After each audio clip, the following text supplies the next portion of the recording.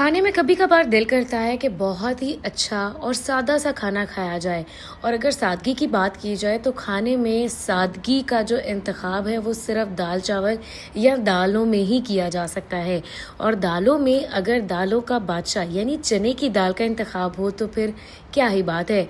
ऐसे में मोटरवे पे और जीटी रोड पे, बल्कि स्पेशली जीटी रोड के ऊपर अक्सर ढाबे नज़र आते हैं और उन ढाबों के ऊपर इस तरह की तड़के वाली चने की दाल मिलती है जो कि बहुत ही लजीज होती है।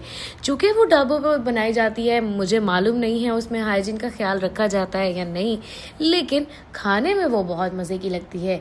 लेकिन जब ऐसी दाल जब दुबई जैसे यानी बाहर किसी कंट्री में खाने का दिल चाहे तो फिर कहाँ से आएगा वो ढाबा। तो ऐसे में सोचा कि ये दाल मैं खुद ही घर पे बनाऊं। तो जब सोच लिया तो समझो बनाने की तैयारी भी शुरू।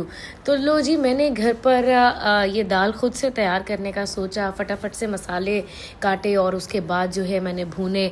और साथ ही मैंने ये सोचा कि बहुत ज़्यादा ही सादगी ना हो जाए, इसलिए कुछ विंग्स भी थे जो कि मेरे पास फ्रोज़न चिकन था। और मैंने सोचा कि मैं क्यों ना इसको भी थोड़ा सा टेस्ट के लिए या समझे कि दस्तरखान की रौनक बढ़ाने के लिए इसको भी बना लिया जाए।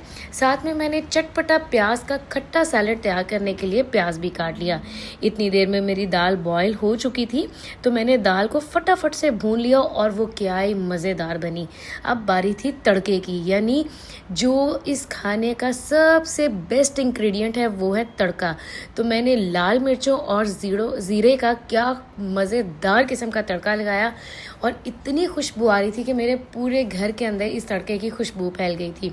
अब ये दाल हो, साथ विंग्स हो और खट्टा प्याज का सैलेड हो तो वो उसके साथ अगर गर्मा गर्म पराठे हो जाएं तो फिर क्या ही बात है।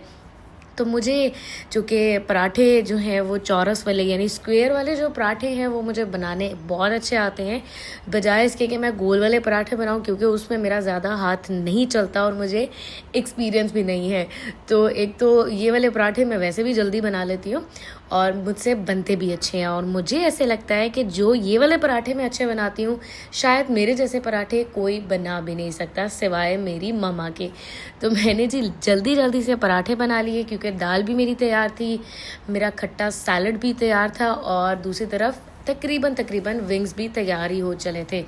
तो मैंने फटाफट से पराठे बना लिए और उसके बाद जो मेरी तड़के वाली दाल है उसको डिश आउट किया, सैलड रेडी किया, पराठे रेडी किए और उसकी लास्ट पे जो इंग्रेडिएंट्स थे, ऊपर जो गार्निशिंग करनी थी वो रेडी की। और क्या मज़ेदार किस्म की खुशबू आ रही थी, मैं आपको लफ्ज़ों में भी नहीं बता सकती।